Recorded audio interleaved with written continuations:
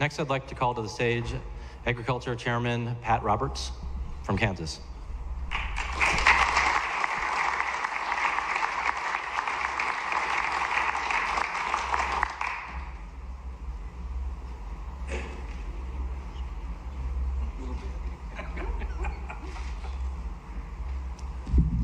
I got to tell you, talking to Zippy, I just came up here. I came here with security.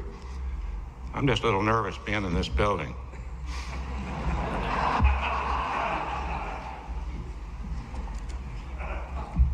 Joni Ernst down here said, Pat, I think they're going to try to control your emissions.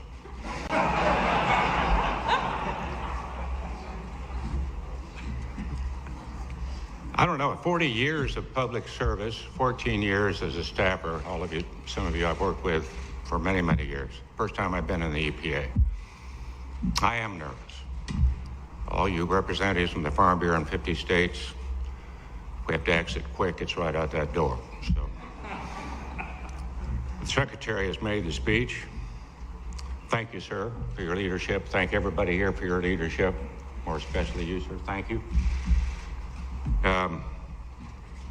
For too long now, EPA has been a four-letter word out in farm country. Now it is a four-letter word, the Environmental Farmer Protection Agency. And that's a good thing.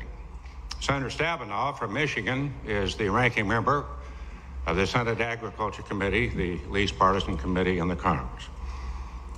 And we went all over farm country the last 2 years talking about the Farm Bill. And every place we went, in all 50 states, we didn't get to all 50, but all regions, all crops were represented. And I figured the number one issue would be crop insurance. I figured that because I helped write it, so. And then maybe the trade situation, which we all know about, and all the tariffs and all that. Nope. Every time, but the second or third or fourth person would jump up that was representing a farm organization or just themselves individually and would say, what about WOTUS? It was all about having a irrigation ditch or a farm pond where no self-respecting duck would ever land under control to make it raise up to a certain level. I did talk to an EPA troop who came out to Kansas one time, and we were going around farm country, and he was a little nervous being in farm country, but at any rate, he said, wouldn't it be wonderful if we could have all the farm ponds and have those farm ponds hit that quality number so that farmers could actually swim in the farm pond if they so wanted. I thought, what on earth is going on? Does he really think a farmer, after a hard day's work, is going to put on a Speedo and get in a kayak and try to go between the critters out there in the farm pond? Well, enough of that, because you're setting this straight with certainty and predictability. That's what we're trying to do in the Farm Bill, which will be, by the way, before the Rules Committee of the House, the Distinguished Rules Committee of the House, where we hope we get approval and we get the Farm Bill done as well. I want to say that I think I am speaking directly from farmers, ranchers, state agency officials, industries in Kansas, all across the country, who feared the negative impacts of the Obama administration WOTUS rule that would have been imposed upon them. I don't mean to single out the Obama administration. This has been a problem for a long time.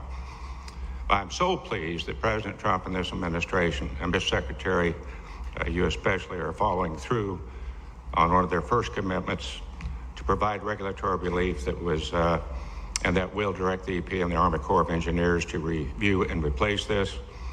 And that's happening today. I hope we do provide more certainty to farmers and ranchers about when the Clean Water Act regulations apply to them, and more importantly, what they do not.